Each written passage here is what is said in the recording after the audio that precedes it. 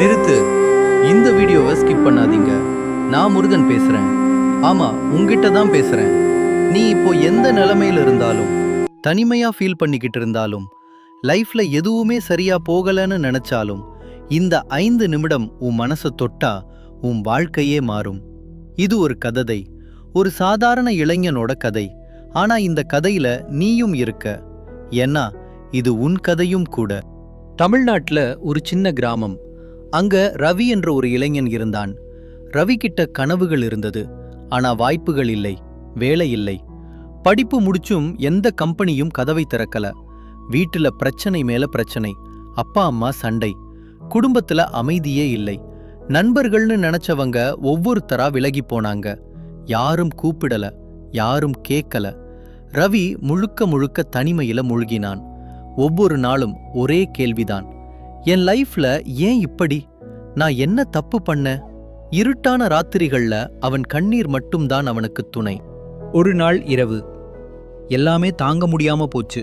ரவி வீட்டுக்குள்ள இருந்த சின்ன முருகன் படத்தோட முன்னாடி மண்டியிட்டான். கண்ணீர் வழிய வழிய நடுங்குற குரல்ல சொன்னான், முருகா, எனக்கு வேலை வேணாம், பணம் வேணாம், பேரும் புகழும் வேணாம். நான் ஒன்று மட்டும் கேட்குறேன், நீ என் கூட இருக்கேன்னு சொல்லு. அவ்வளவு போதும். நீதான் என் கூட இருக்கேன்னு ஒரு வார்த்தை சொல்லு முருகா. அன்னிக்கு ரவி அழுதபடியே தூங்கிட்டான். ஆனா அவனுக்கு தெரியாது, முருகன் கேட்டுக்கிட்டு இருந்தார். அந்த இரவு ரவிக்கு ஒரு கனவு வந்தது. வெளிச்சம், எல்லா இடமும் தங்க நிற ஒளி. அந்த ஒளியோட நடுவுல ஆறுமுகம் கொண்ட முருகப்பெருமான் நின்னார். ஒளிர்ந்த முகம், அமைதியான புன்னகை, வேல் கையில. ரவியால நம்ப முடியல. கண்கள் பணிக்க அவன் பார்த்துக்கிட்டே இருந்தான். முருகன் மெதுவா அன்பான குரல்ல சொன்னார், ரவி, நீ தனி இல்ல கண்ணா.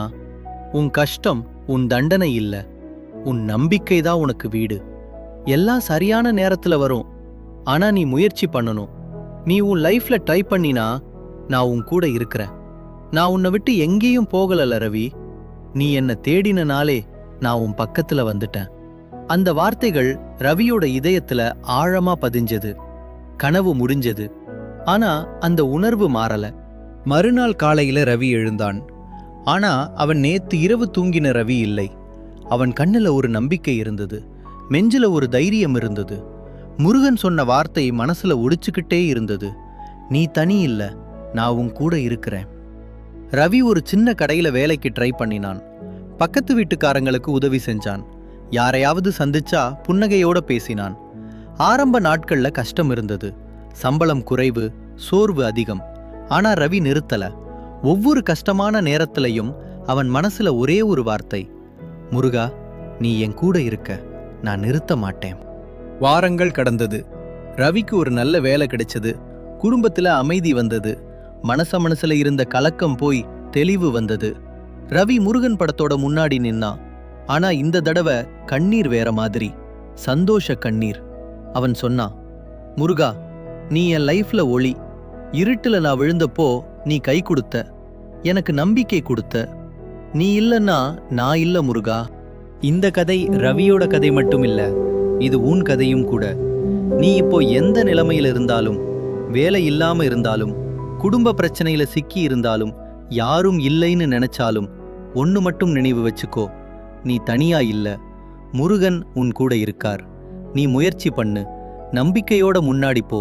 முருகன் உன் பாதையை வெளிச்சமாக்குவார். நான் முருகன் பேசுறேன். நீ தனியா இல்ல, முருகன் உன் கூட இருக்கிறேன். வேல் முருகனுக்கு ஹரோஹரா.